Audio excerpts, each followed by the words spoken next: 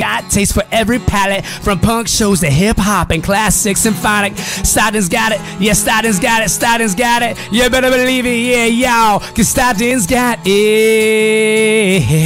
And everyone's invited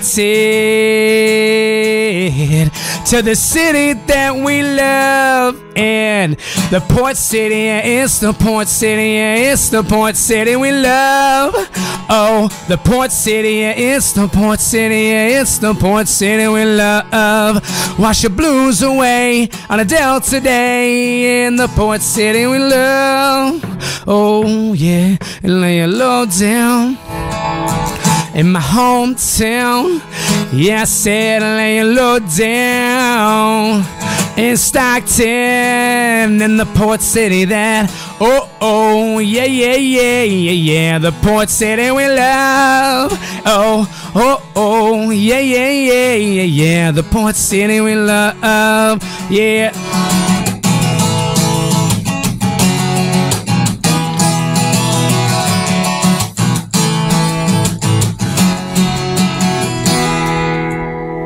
All right.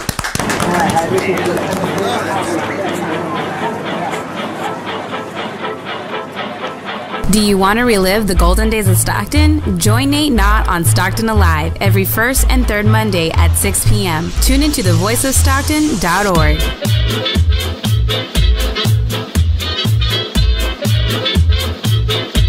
This program does not reflect the views of KXVS management or KXVS, the voice of Stockton. My name is Miriam, and I am the voice of Stockton.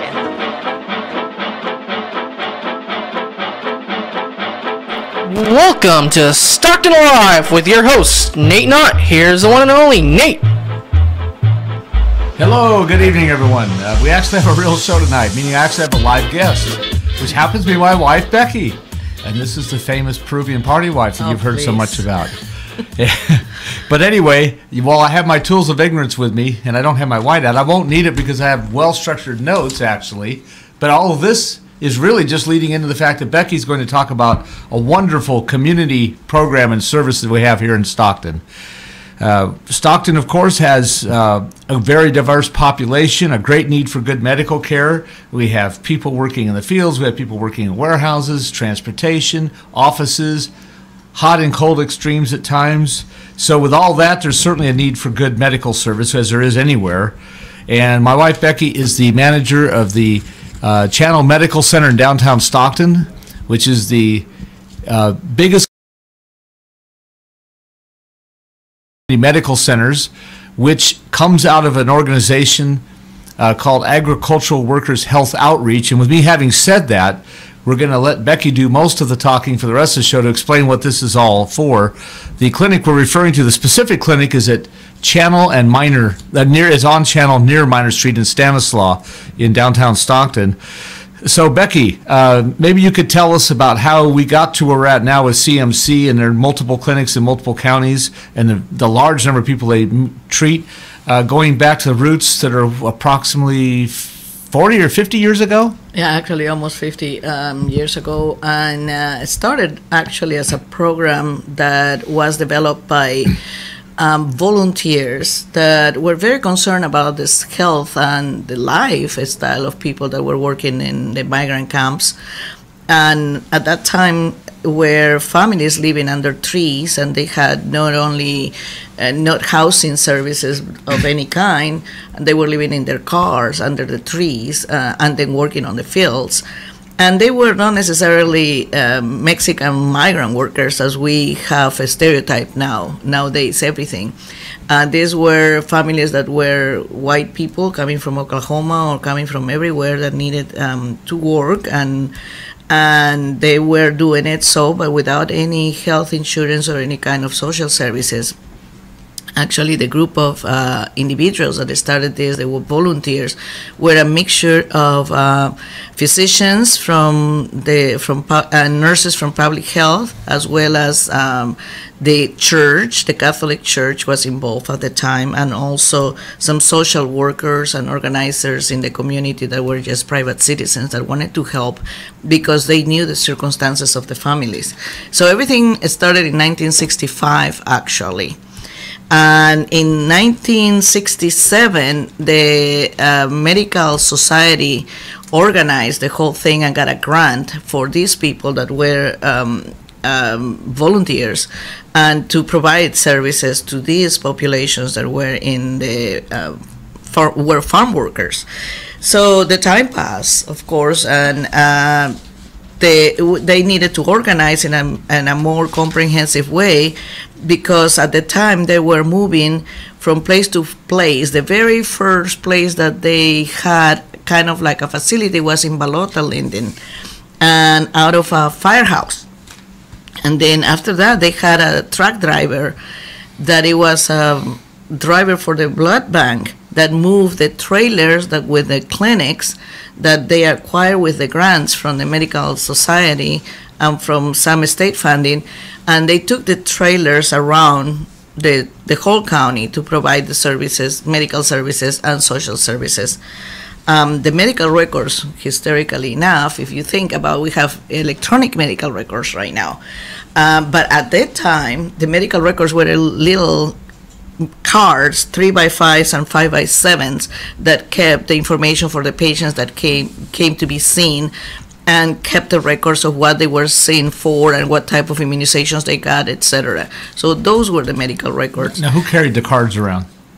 The clinic, that it was a mobile clinic. So they filed them in the clinic? Yeah, okay. They would have it. These were quasi clinics, you know, in trailers.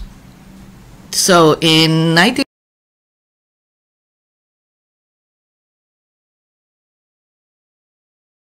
migrant rural health programs, and they were throughout the whole country.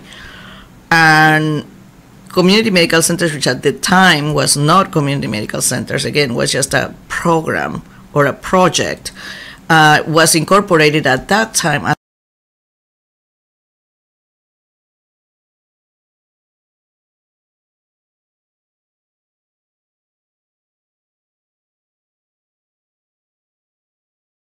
Centers that started at that time with one main clinic, and in Stockton, actually was an office, and then a couple of migrant clinics in the migrant camps at French Camp and Harney Lane migrant camps. So they became a 501c3, and so they received their funding, and they hired their first executive director, which was Mike Kirkpatrick. He worked very hard to really build up all these centers and start creating more and more clinics throughout the whole, not only this county, but expanding to other counties as to what it is right now. In 1995 is when they changed the name from Agricultural Workers Health Centers to Community Medical Centers. And the reason was because we were not only seeing people that work in agriculture or were related to agricultural work, the clinics were serving the community at large, as we are right now.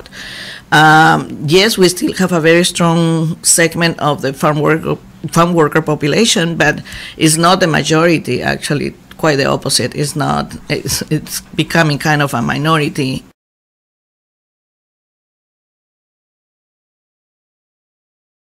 So what we have done right now is that from the tiny little center that we had, the clinic that became the very first clinic in Balota, Linden, to what it was the big clinic in Stockton. It was the first clinic at California Street in downtown 230 North California Street. And not only we had the clinic at that time, but we also started developing dental health services in that clinic. So that little clinic, which now it doesn't exist anymore, had the medical services, programs, a variety of programs, health education, comprehensive perinatal services, laboratory, pharmacy, dental health care, and it was just in one building. Everything was just in one building, aside from the migrant camps that we had. Then we expanded to the northern area, which is a very weird way, because we did not just follow the lines of the county, but we went jumped over Sacramento and we went into Solano County and Yolo County, where we had 2 more clinics in Yolo that were based on migrant areas, migrant farm worker areas, and one in Dixon, which it was more urban than the other ones. So anyway, from that time, I mean, as I said, we were a very, very small production. Now we have become a very, very big group of health centers that we work throughout the 3 counties still, San Joaquin, Yolo, and Solano, but the majority of the clinics are here in San Joaquin County. And the biggest one of all, of course, I'm very proud, is the one that I manage, that is Channel Medical Center. And so just to let you know the number of people that we see as patients throughout the organization is we have about 80,000 plus patients that we serve per year, with approximately 253,000 visits per year. So we serve a big group of segment of the population, not only in this county, as I said, but also in Yolo and Solano counties. Most of our patients are low income. A lot of identify themselves as ethnic or racial minorities, but majority of them are 97% of the patients are low income and below 200% of the federal poverty level. 52,000 of them are adults and 28,000 of them are children. So as you can see, we have a big number of people that we served. I don't know if you want to ask me anything else, but if I can continue, I can continue working. No, I do have some questions, but I was just calculating the amount of you said 250,000 visits a year? Wow. Yeah. By 80,000 different people. By 80,000 different people. And I'm just figuring out that equals about 814 on a daily basis, divided by 6 days, because you're closed on Sunday, right? Yeah, and we work different days. Not everybody works the same. Right. For example, 14 a day, though, is what it averages to. Yeah, that's about right for the organization, yes. That's a lot of people. And actually, from those 800 people, Channel Medical Center, the downtown clinic, which again, it was the lead of the clinic, because that's when we had the California Street Clinic that closed down, then we opened Channel Medical Center, and again, we move all the services in there, and we still have all the services in there, aside from all the services that are expanded through all the different clinics. We see between 200 to 300 people per day. Wow. So yeah, it's a big enterprise. What's the total number of clinics again? 16. We have 16 clinics right now that are throughout the different areas in San Joaquin County. We have one in Channel Street, which is the one that I manage. Then we have one in Hammer Lane. We have another one in Waterloo Road, which is brand new. Well, not brand new. It's already 2 years old, but it's a beautiful new building with new everything, state of the art equipment and everything that you can find in there. It's just competition with the biggest ball players such as Kaiser or Sutter or anybody else. The looks have nothing to envy them. Actually, Channel is the older one that still has some. We're working on the rebuilding and redecorating and of everything of that. But then we have Hammer, we have. Of course, aside from the community clinics that are in the neighborhoods, we have school-based clinics. One of them is in King School, and the other one, Lawrence, is in Lawrence School in Lodi. So we have 2 of them. Then we have a community center, Dorothy Jones, which is south of Stockton, in its heart of where we have the low-income housing. Yeah, it's right off Airport Way. Correct. Actually, it's right off El Dorado. Isn't it? Dorothy Jones? Dorothy Jones off Airport Way near Reverend Williams Park, I want to say. Yes, it South, is by the park. Yeah. But I thought it was El Dorado. But anyway, it's that is one of the smallest clinics that we lately got, and that was also a couple of years ago. And then we have Tracy, with Tracy Family Practice, which it was Tracy Family Practice, now it's Community Medical Centers Tracy. We have Community Medical Centers Lodi, Medical Centers Manteca. We have Hammer. We have the dental clinic that is also one in Waterloo, one in March Lane. We have the Care Today, which is same-day appointment, same-day service, kind of urgent care, but not quite urgent care because we don't provide the urgent care as is established. It's more of a Care Today, and that is the name that we give the clinic, Care Today. And also, aside from the Care Today, in the same location, there is an ongoing regular clinic that sees patients by appointments, as we do regularly with other clinics. So, as you can see, it's a lot of clinics here in San Joaquin County, and then we continue having Dixon. We have Vacaville, and then we have Esparto, which is still in the middle of nowhere. Yeah. Right in the heart of the agricultural country. Well, one thing I would like you to mention, you've covered it a little bit before you get some really interesting statistics that I know you have. What are some of the basic things you do and cover, and what are some of the things you don't really do? Well, we do primary health care. So we have medical and services for adults and pediatrics. We have OBGYN, obstetrics and gynecology.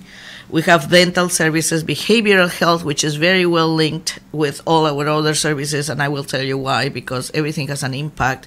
If the person that it has depression or it has other issues, are going to be impacting their health. So we believe in the total health of the individual, so we connect our patients with that behavioral health. So we have medical, OBGYN, dental, behavioral, health care for the homeless. We have a special clinic that is the Gleason House that is specifically for our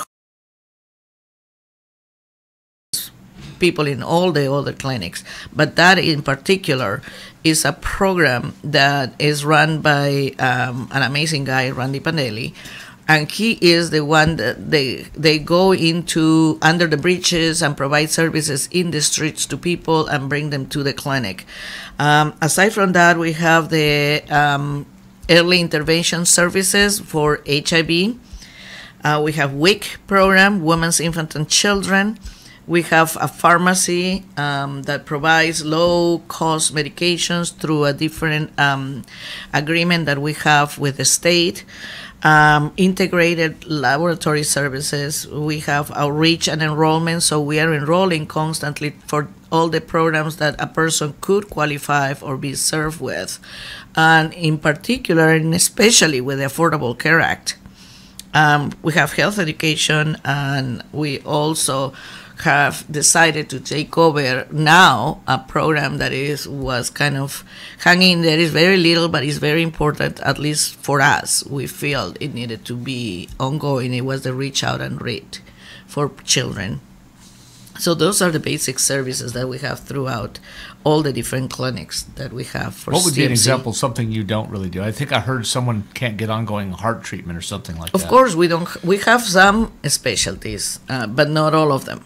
We have the specialties such as chiropractor. We have a channel in particular, not the other ones, but a channel. We have optometry, and we have physical therapy and podiatry. Those are the specialties that we have. However, we don't have, like you say, cardiac services or a specialty on heart or a specialty on urology and all those other ones. For that, we connect and we are intricately related with the San Joaquin General Hospital as well as St. Joseph's and other community providers that provide those services, and we are in partnership with them. So you can guide those people to those services. Absolutely. Our doctors constantly have to refer to those services. That's great. Yeah. That's very important, actually. So I know you have some excellent statistics or data on kind of the breakdown of by percentages on how your patients come in and some of the programs that they're with or served by? Yeah, actually, if we go, the statistics that I have, patients, for example, that are in medical are 74% of the population that we see is medical. Medicare is 5% of the population that we serve. Patients with no insurance represent 20% of the population. Now, going into that, for the expansion of the Affordable Care Act help us tremendously with that one. Because before we have the Affordable Care Act, the number or the percentage of patients that we served that were uninsured and had no medical service and had to pay out of pocket if they could, but a sliding scale fee, and some of them did not qualify because it was very rigorous, it was 40%. So 40% got cut to 20% of the people that have no insurance. So younger patients population and seniors populations that are between 36 for the young under 18, 36%, and the patients that are 65 and over are 6% of the population. Many patients with complex multiple chronic conditions like diabetes represent about 10% of the people that we serve. And patients with hypertension that we see is 16% of all the population that we see in the clinics. So going back to the 40% uninsured prior and the 20% now that come in with no insurance since the Affordable Care Act, I'm presuming this means that the 80% now come in with some funding that allows them to pay they're covered. CMC. Yeah. They're covered. But I mean, what I'm trying to get at, though, CMC gets revenue and payments from that. Absolutely. Whereas before CMC was only getting payments from 60% of the patients. I mean, this is theoretically helping your budget. Not only helping our budget, but it's helping the health of the people, because these people now qualify for referrals if they have any type of chronic conditions or need surgery or need all these other things that we will be referring them to other providers for. Now they are covered. They have that coverage. Before they didn't have any. They have to pay out of pocket. They might come when they were sick and see the doctor. The doctor will do as much as they could based on what we have as services in our centers. But then that was the end of it, because they will not qualify for anything else. Now, we have a sliding scale fee. It's still for people that at this point, because come on, we still have people that are uninsured. And that is the 20% that we see. Those people are the ones that are still do not qualifying for any type of help or service from any insurance. And those for those people, we have the sliding scale fee based on income. Again, that is controversial situation, because if you think about it, we are seeing them, we're providing as many services as we can to them. However, if they have any type of major or minor situation that they need to take care as surgery or prevention to surgery, they're going to end up in the emergency rooms. So it's going to cost us, and it's going to cost us double.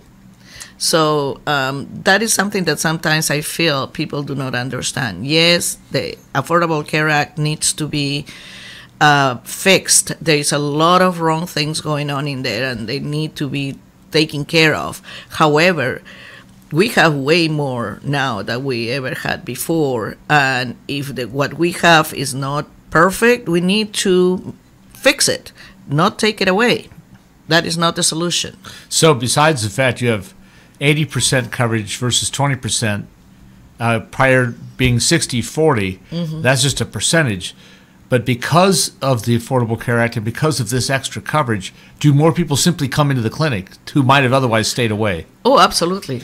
Absolutely. Not only that, but we have developed even systems with the hospitals that people that we call it the friendly faces, which before they used to be called the frequent flyers, because they will be in the hospital constantly for X, Y, and Z situations. I mean, a little bit of fever for my child where I have no insurance, I have no money, I have no way to go to the emergency room.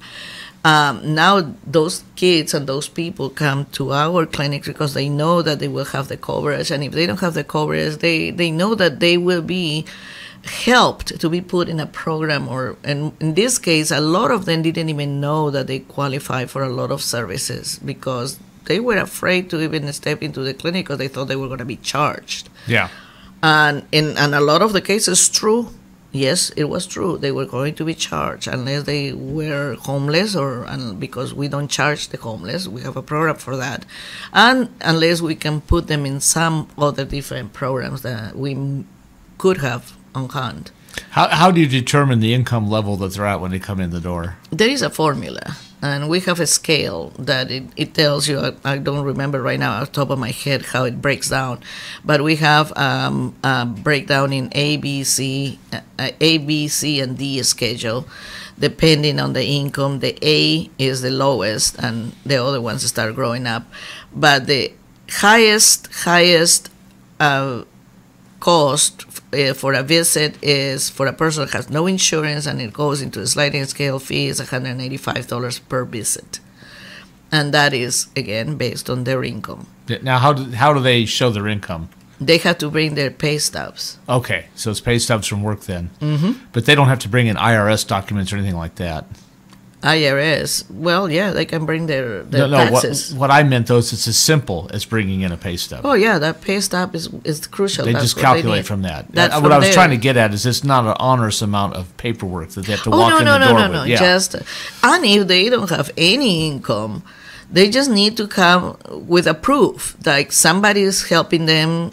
Somebody can write a letter and say, I'm helping such and such in this way with, giving them a place in my house to live or paying for their food or etc. But it has to be signed by somebody, and then we can put them in the programs that they qualify for.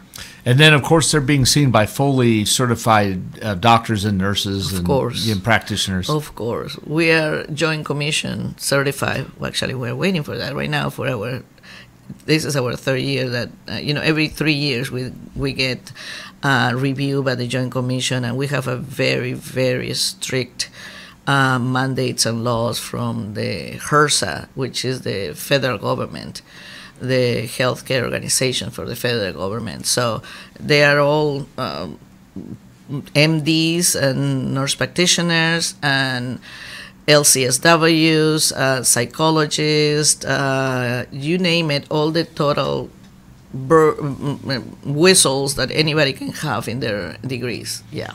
Now, the other thing, we touched on it, but I don't think we've talked or discussed it very much. There's also vision care, dental care. If you could talk about some of those programs a little bit. Yeah, the specialties that we have at Channel, in particular, is we have an optometry department. And we have the full-blown services except glasses. We are not, we measure the eyes for glasses, but we don't have the glasses physically themselves to be dispensed at this time. That is the next step. Optometry just started last year. And along with optometry, we started also with the chiropractic services, which are fabulous because it helped a lot with the pain management for a lot of people. As you know, pain management it's a crisis right now because opiates and medications are really an epidemic right now. And so we believe that in many cases people do not need to be put into that type of medications constantly and in ongoing basis because there is other reasons such as finding out if a chiropractor will work for them. But behavioral health, if the issues are psychological issues that are causing stress, and that stress is causing the pain, so we dig deeper than just what the eyes can see, so we can figure out a way of provide pain management with multiple services. And the chiropractor, the podiatry, the physical therapy, all those programs are new programs that we just recently opened up at Channel Medical Center. It's very impressive. The question about the glasses again. So when they get the diagnosis, or they are not diagnosed exactly, but they've had their eyes checked and they have the idea about the vision, all that. Do they then take a prescription to another provider to get the actual frames and lenses? Yeah, that's exactly what we do, and we have connections with other providers throughout the downtown, especially downtown optometry and Cider and some other ones, that we send our patients there to get their glasses.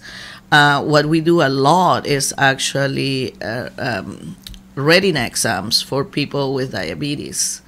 And that is one of the main reasons that we started with our optometry, because those were the main issues that we need to prevent with people that have diabetes is, approach the vision issues before the diabetes could cause any damage to the retina and the eyes.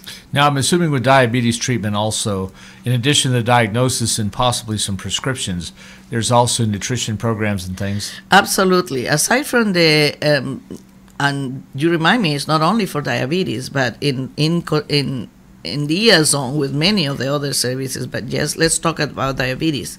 With the diabetes patients, we have not only the visits to the doctors, but they also have the visits with the nutritionist and with the health education programs, because we have health educators on site of the clinics so they can talk to the patient about the different issues or problems that they may have and how they can deal with it to help not only with diabetes, but with hypertension, with obesity, with all these other issues that are related to styles of living and ways of living.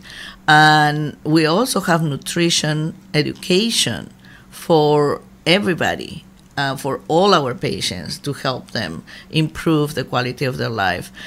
In addition, for when we are talking about our comprehensive perinatal services, which is our pregnancy program, we get our women in this program as soon as they are recognized that they are pregnant.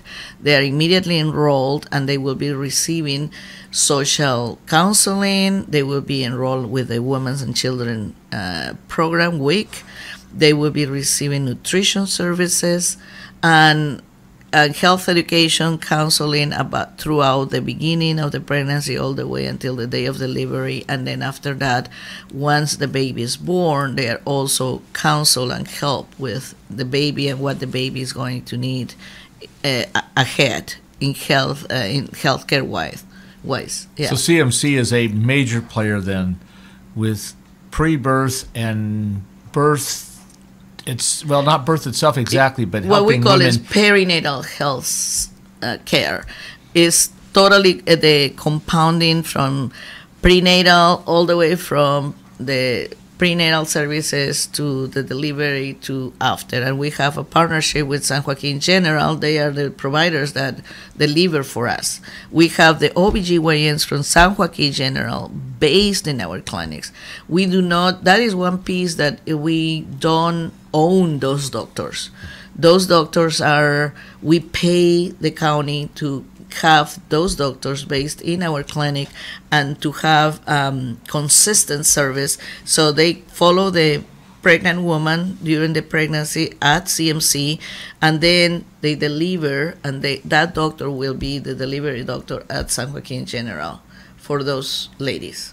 That's very critical, because that's one of the areas where lack of health care has catastrophic effects on society, is women having a challenge bringing a child to birth and having a healthy birth and the immediate follow-up.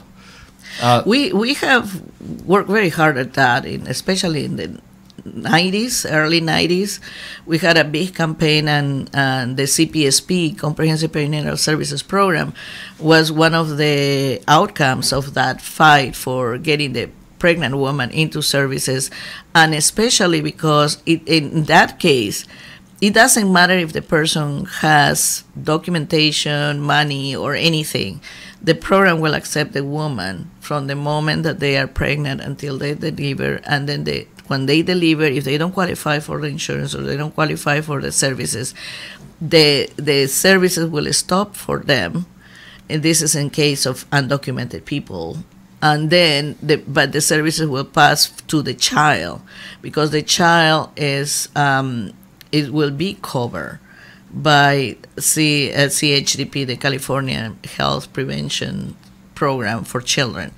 So, but yeah, we have a very, I mean, I wish I had, as you know, private insurance all my life, because I work and I always have the insurance available, and I have my kids in a private hospital and everything. However, the program, the CPSP program, is so comprehensive, it's so rich, that I wish I had it when I was pregnant. It's fascinating. It's wonderful. And then, of course, a good, proper pathway to childbirth and the immediate follow-up. If that's going well and you have a healthy birth, that's going to save, in the medical industry and in the health insurance industry itself, literally billions of dollars over the years of not having somebody born who's not healthy that could be treated for life. Absolutely. For chronic problems. Absolutely. And that is the reason that the debates on the 90s were so strong, because it was proven by cents and dollars exactly what the need of this program was, in order not only to have a healthy mother that is going to deliver a healthy baby, but the rest of their life, what is that going to be the impact? And the impact in the pocket of all Americans, because, like it or no, taxes will pay for these things. You take away the insurance, you take away the prevention, fine, you will save some little bucks here and there. But at the end, you will pay in a long run, and pay big, because the cost of hospitals and the cost of services in the hospitals are gigantic, are tremendous. And speaking of the cost, I want to go back to the $185 figure that was mentioned earlier. At first blush, that sounds very expensive. However, you can correct me if I'm wrong on this, generally, if you don't have a valid, if you're just an everyday person with a job, but for some reason you're not covered at your job, that's what it is, because well, actually the A scale, that is for the people that are low income, that they're working poor, they don't qualify for insurance, they have a part-time job that doesn't allow them to be insured, etc., etc. Those people, the money that they're going to be paying is $35 for the first visit, and then ongoing $35. Yeah, and to get back to the 185 also, though, while that sounds expensive, most people with a higher income without insurance won't even be seen by a doctor. Most doctors won't take you without proof of some kind of coverage, if I remember Absolutely. right. So it's allowing, even at that higher rate, someone to walk in the door and get treatment. Correct. And $185, if you're going to get treated for something, you get diagnosed and get treated for something that could be a serious illness, that's a whole lot better than letting it go and then having a problem later. I end up in the emergency room. Right. Which is what it happened. But also, it's not uncommon to hear people complain of expensive copays. But $185 is cheaper than an expensive copay. Absolutely. So that's kind of where I was leading also. And you're absolutely right. If a person has to have a deductible of $5,000, okay, those people are not going to be able to be utilizing that insurance that is available to them. Right. Because the word available, it doesn't mean that you can be part of that or receive that type of service. Available, yeah, it's available. It costs $1 million. It's available to whoever can pay for it. Right. So that's exactly the issue that you are speaking about right now, because it doesn't matter if they have the insurance. Some of our people that come and pay the $185, they rather pay the $185 than the copay that they have to pay for their insurance. Those are the things that we are going to need to work also with the Affordable Care Act. Right. Because the Affordable Care Act needs to work on those pieces that are the copays are extremely high, and some middle class people are really suffering for. But yes, we have at least the option of those families that can come and get treated and pay the $185. Now, let me tell you another thing. The people that are not citizens do not receive any services, and the people that they don't qualify for any service. So guess what? even if they work, and they're working, believe it or not, they're working, they're paying taxes, but they don't qualify for any service. Those are the ones that are paying the $185 or the sliding scale. But they're still fee. Getting service at Absolutely. a somewhat affordable price. And because you know what, even if they have no papers, they don't qualify for anything, they will end up in the emergency room, Yeah, no, and then we absolutely. will pay for it. Right. Oh, yeah. You pay now or you pay later. Absolutely. Famous commercial with Midas used to say that.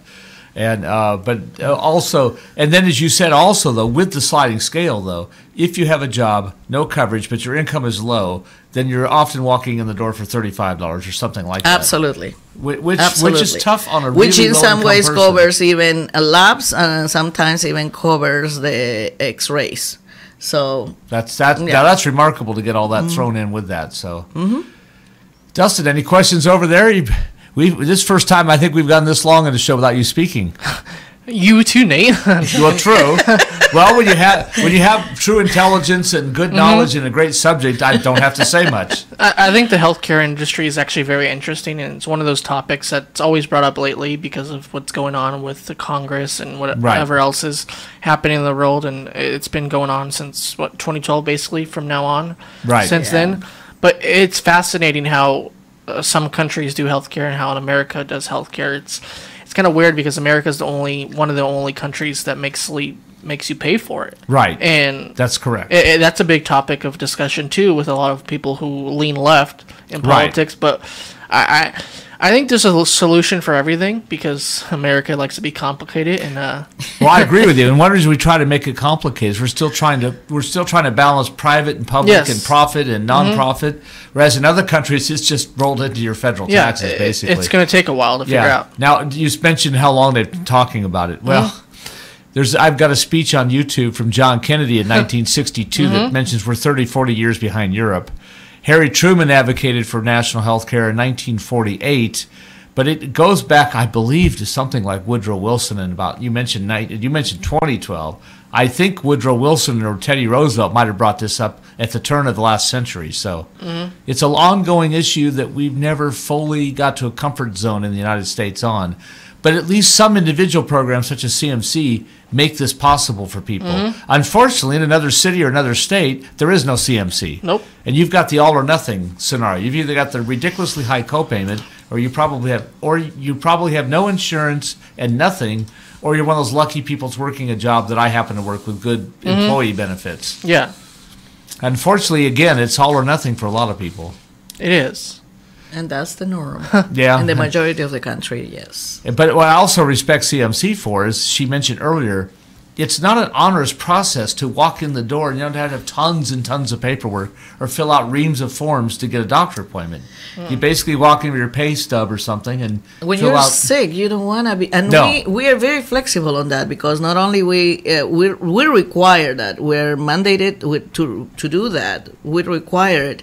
But if we have somebody that is sick and just make an appointment and shows up and says, you know what, I forgot all my paperwork, but I'm low income, I don't have the money, whatever, we will give them the benefit of the doubt and say, okay, for one time, you're going to pay at the lowest rate, the $35, and you're going to be seen. And then, of course, no if they what. come back the second time, And then they have to bring in the bring, stuff. and then the deal is, but then when you come back, you have to bring your paperwork. I think that's excellent, though. You can get in the first time. If you have don't to. get in the first time, you may not have a second time. It all depends on what you're being seen for. We don't turn people away. I remember a story that I read, I won't go into detail, where a person was on a trip and their arm was swelling up. And they happened to mention it to the passenger next to them, who happened to know something about medical issues. They said, that's not just an intermittent thing. That's either a heart attack or a stroke. Some major thing was about to happen to these people. They got them to the doctor, and within an hour, they were saved from a major seizure or some kind of medical that would have killed them. All because their arm was swelling up a little bit on a trip. And because somebody happened to recognize it and tell them to get to the doctor. So that first trip to the doctor is everything sometimes. It is. It is. And the first trip to the doctor is where you get your initial diagnosis that either it's a minor thing or it's a major thing, which will then lead to the proper follow-up to there again treat it while it's treatable. And anything that's treated while it's treatable is a lot cheaper for society and the taxpayers than that second or third thing that comes along that's catastrophic. That's so right. prevention, well, as a famous quote once said, to prevent is to cure. Oh, who was that? Yes, that's our good friend Dr. Guillermo Vicuña. Yes, yes, which was the Sioux Salute program. Absolutely, which isn't here anymore. And Becky was involved with that. But that quote is, while it's a little over the top, a little bit, it is largely true, though. And when we were doing Salute, we discovered that prevention and education was a key factor for people to really live a healthier life. It doesn't mean that it's going to cure, like the slogan said, but definitely prevention is the key. But if you get to manageable treatment, though, that's the next best thing to a cure. Absolutely. Then you can be leading relatively healthy life and have normal activities if you can manage treatment for something that's, especially if it's a chronic illness, and you can manage a chronic illness for both physical ability and reduction of pain, and that's a big deal in someone's life. And the first step is to detect that. Exactly, right. If you detect it, and then you have the management that you need to, and the care that you need to, then you're going to live a long life. Versus to have, some heart attack or a stroke that it can kill you for it when you could have avoided if you had the prevention and the treatment. Right. Now that's just everything, and feeling good is a big part of a person's life. That's actually, in my opinion, feeling good and having good health is part of the pursuit of happiness that we're supposed to try and obtain for people that have their everyday normal lives. So this has been an excellent visit with great information. We've probably, hopefully, dispelled a few myths that are out there and educated people a little bit. I don't know if we always educate people in Stockton Live that much, but it's good to be doing an educational service as part of reliving the golden days of Stockton and everything else. No alternative facts here, Nate. That's right. That's right. Just the facts and only the facts, ma'am. No fake news. That's right. No fake news here. This is all real stuff from real mouths and real people. And everything we do here has at least a fair amount of research behind it. Even our silly talk about sports has been researched, which, by the way, is also the first episode we've done without sports trickling in there somewhere.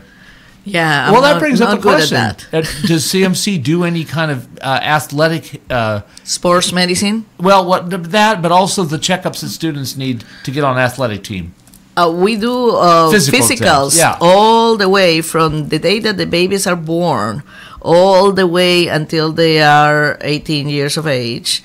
And we have a program that is the CHTP program that is actually specifically for physicals for children to prevent any type of disease or condition in our children, our youth. So yes, and we have a very big cord and a wonderful set of pediatricians in our clinics that are phenomenal. And that reminds me of something I remember when I was teaching at Edison High School, where we had the Edison Health Center, and we mentioned that CMC has school-based health centers. Correct. Students, this is we didn't really touch on it, but students can walk in, no questions asked, and get a health appointment that they might otherwise be too embarrassed to do or worried about and or just can't get to at home. And then such basic things as a physical that allows you to be certified to be on an athletic team you can get at no cost, which in the real world has a fair cost to it to one, schedule it, and two, have it done.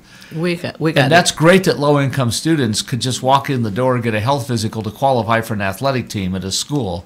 So that there's no fear or issue of money detracting from that, because such harmless seeming things such as Little League Baseball and Pop Warner football and other things are becoming very expensive for people with all the red tape and issues surrounding them. But at least at the school level, these school clinics can take care of kids. So a student at Edison High School does not have to think about money to get a health physical to therefore become eligible to join an athletic team. Correct. Or some kind of activity on campus.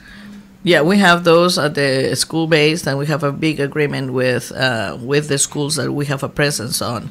But we also have, of course, all kinds of programs where the kids cannot come on their own to the regular clinics, but the parents will bring them, and they have all the different services they need. And even as you and I sit here, we had all these issues in our life. We had periods with no insurance. We had periods where we were concerned about the cost of signing up for Little League.